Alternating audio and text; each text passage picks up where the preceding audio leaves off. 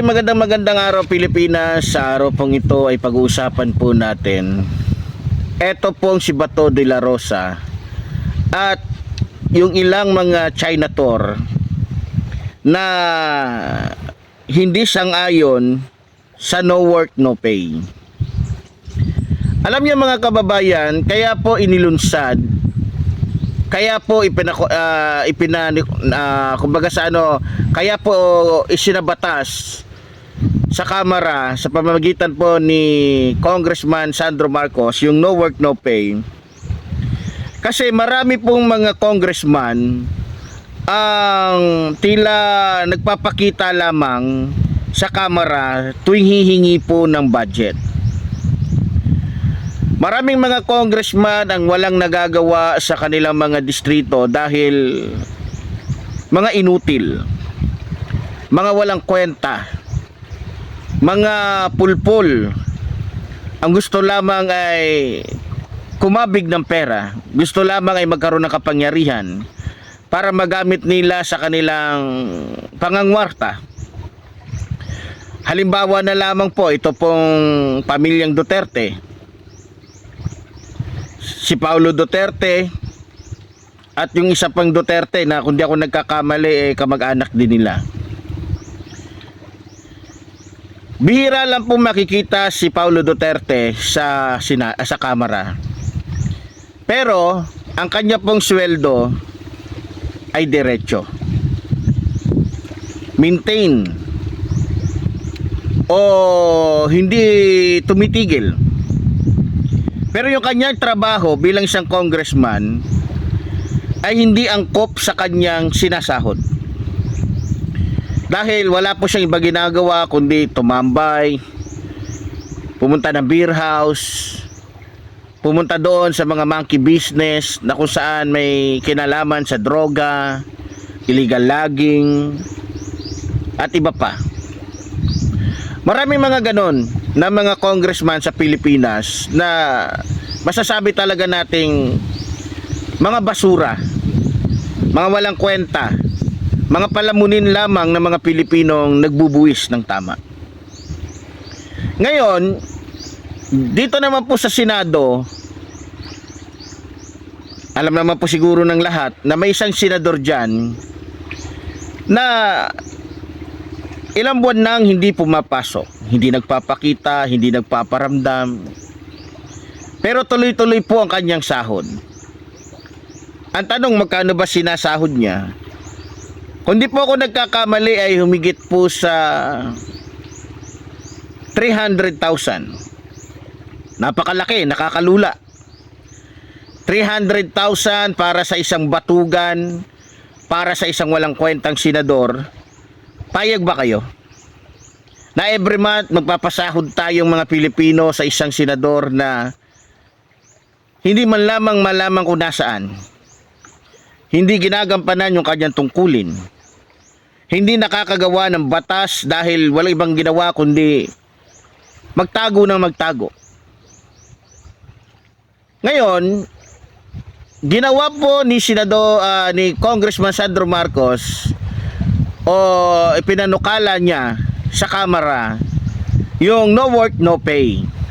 Bakit? Kasi nanghihinayang po siya, nasasayangan siya sa pera ng taong bayan na napupunta lamang sa taong batugan, sa mga politikong walang kwenta, sa mga politikong kumbaga sa ano pulpol o mga inutil. Ngayon, eto pong si JB Estrada, Senador JB Estrada, hindi siya sangayon. Gusto niya pasahurin pa rin itong si Bato de la Rosa kahit na wala siya sa Senado, kahit hindi siya nagtatrabaho. Ngayon, dito ko lang napagtanto at nabuo sa isip ko na talagang itong mga Estrada ay wala talagang malasakit sa taong bayan. Bakit? Kasi kung may malasakit siya sa taong bayan, dapat sang-ayon siya na wag swelduhan yung mga politikong hindi naman pumapasok, hindi nagtatrabaho, hindi gumagawa ng kanilang mga tungkulin. Sa nakikita ko mga kababayan, mukhang walang damdamin itong si JB Estrada para sa taong bayan. Kasi kung may damdamin siya, dapat iniisip niya, oo nga no, maganda yun. Pag no work, no pay, sisipagin yung mga public officials na pumasok o gumanap o gampanan yung kanilang tungkulin, yung kanilang mandato bilang mga public servants. Pero siya iba. Hindi siya papayag. Gusto niya pasweldohin pa rin yung mga politikong pakuya-kuyakoy lang, paupo-upo lang, patago-tago lang, walang ginagawa. Yan yan ang nakikita ko. Ayaw ni Jinggoy, ayaw ni JB Estrada na hindi bigyan ng sweldo yung mga politikong pulpol.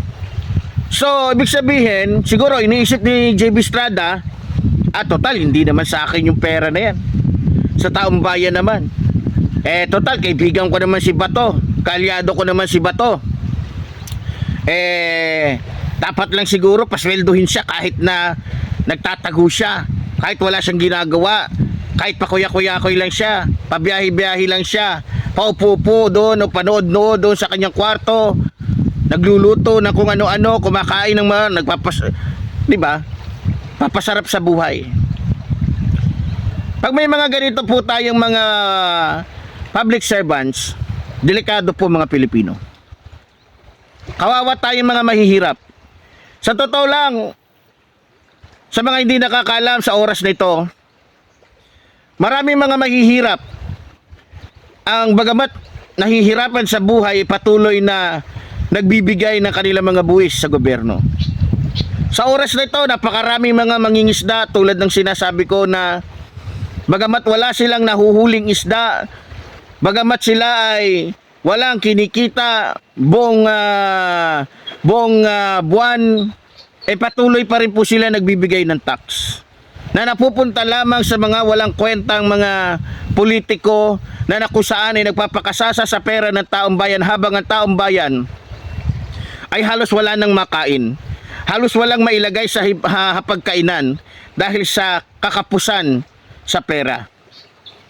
Alam nyo, para sa akin dapat gumawa ng isang batas, kung ako lang masusunod, na yung mga sweldo ng mga public officials na hindi na ibigay sa kanila dahil hindi sila pumasok, dapat gumawa ng isang ahensya na sila yung sa kanila mapupunta, yung dapat sanang isisweldo ng mga politikong batugan. Ngayon, pag naipon yan, kung ako masusunod, gumawa ng proyekto. Diyan naman ngayon natin kukunin yung itutulong ng gobyerno o dagdag na itutulong ng gobyerno sa mga mahihirap. So, ibig sabihin, makakatulong doon sa mga mahihirap at hindi agrabyado yung mga mahihirap.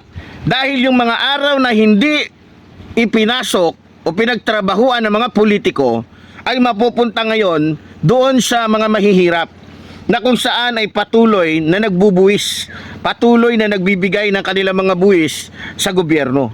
So, ibig sabihin, makakatulong.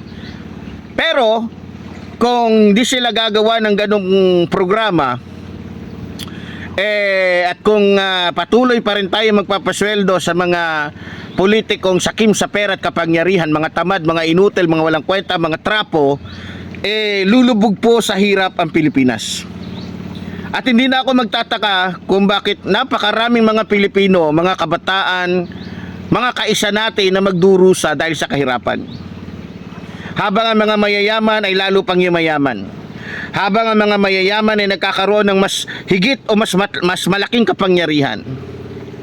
Kaya nga ako po masusunod mga kababayan, dapat gumawa po ng programa na kung saan yung mga sweldo ng mga batugang mga politiko ay dapat ay mapunta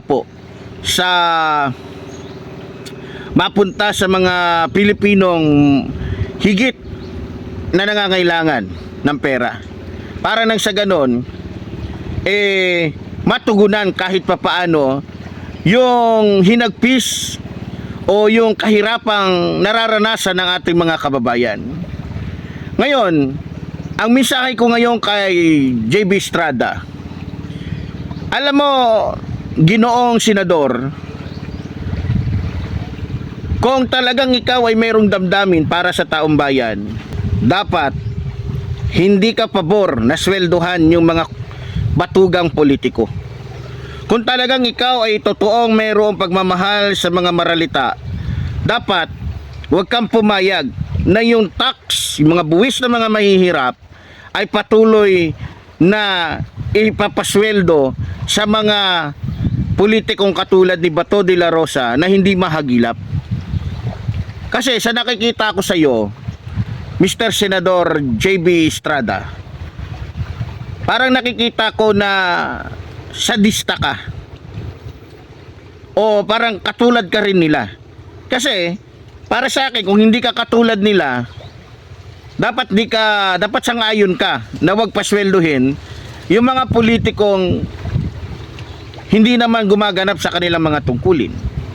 Eh parang sinabi mo na okay lang, total di naman aking pera yan. Parang ganun eh. So lumalabas na sa dami-dami ng mga inutil ng mga senador, ay ng mga politiko sa buong Pilipinas, kabilang ka na doon. Maibibilang ka sa mga politikong walang konsyensya. Maibibilang ka sa mga politikong walang puso, walang damdamin, o baka wala ding atay. No?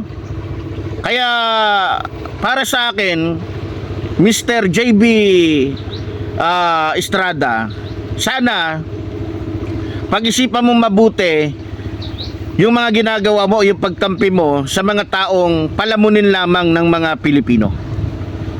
Mag-isip kang mabuti para nang sa ganon ay hindi maisip ng taong bayan na kakampi ka ng mga walang kwentang politiko o kakampi ka ng mga abusadong politiko. Kasi para sa akin, para sa mga nakararaming Pilipino, isang malaking pag-abuso sa pera ng taong bayan yung hindi ginagawa ng isang politiko yung kanyang trabaho tapos sumisweldo. Malaking pang-aabuso yun.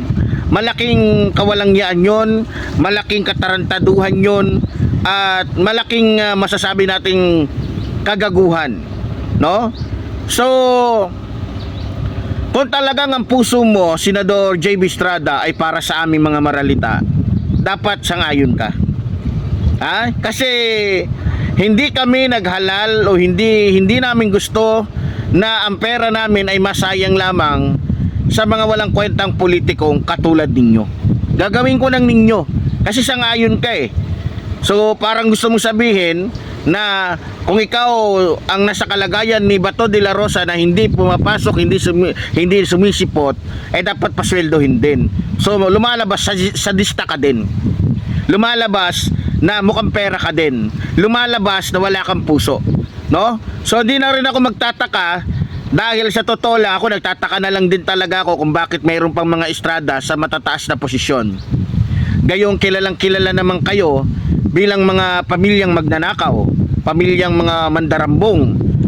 Sa totoo lang mga kababayan, ako ay nagtataka dito sa ating bansa kung sino pa yung kilalang kilala, yung malalakas mandambong, malalakas magnakaw, yung mayroong masasamang record, abay nasa matataas na posisyon. Talagang nakakapagtaka. Pero sa bagay, siguro dahil na rin siguro sa pera.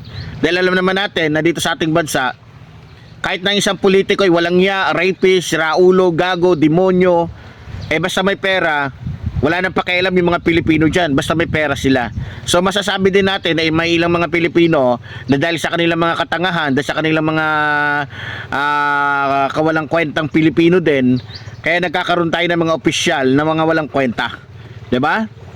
So ganun pa man, para sa akin mga kababayan, dapat po talaga na wag nang pasweldohin itong si Bato de la Rosa. Nagsasayang lang po ng pera itong senador na ito, 'di ba? Nagsasayang lang po. Sa totoo lang, hindi naman dapat maging senador talaga to si Bato de la Rosa eh. Wala sa pagmumukha niya ang maging isang senador. Wala sa pagmumukha niya, dahil kitang-kita naman puro kahambugan lang po ang alam ng senador na kalbo na to. No? Nasaan na yung sinasabi mo, Bato de la Rosa? Nasaan na yung paghahamon mo kay Senador Antonio Trillanes? Akala ko ba matapang ka, bato ka. Mukhang naging ano ka na lang ngayon, naging kutsyon ka na lang ngayon. Mukhang naging bulak ka na lang ngayon. Yabang-yabang mong Bato de la Rosa ka. Akala mo kung sino ka noon. Ngayon na dumating na yung panahon mo, hinahamon-hamon mo pa si Senador Antonio Trillanes. Make my day, may pa make my day ka pa. Ano nangyari ngayon? Ginagawa na ni Senador Antonio Trillanes yung araw mo. Nililikha niya na yung araw mo, yung katapusan mo. Nasaan ka ngayon? Akala ko ba matapang ka? Talaga, magmula sa amo mo hanggang sa iyo, iisa yung estilo ninyo. Matatapang lang kayo magsalita, pero sa katotohanan, mga bakla kayo, mga duwag kayo, mga inutil kayo. Wala kang iniwan kay Harry Roque. Wala kang iniwan kay Harry Roque, Bato de la Rosa. Ang yabang-yabang nung panahon ni Leila de Lima, nung nakakulong si Leila de Lima, nung kinasuhan nila, hinarap ni Leila de Lima, pero nung si Harry Roque na, alangya. Diba? Ganun kayo kawalang kwenta. So ganun pa man mga minamahal ko mga kababayan, so muli po tulad po ng sinasabi ng inyong lingkod, mabuhay po ang ating inang bayan, mabuhay po nagmamahal sa ating inang bayan. Maraming salamat po.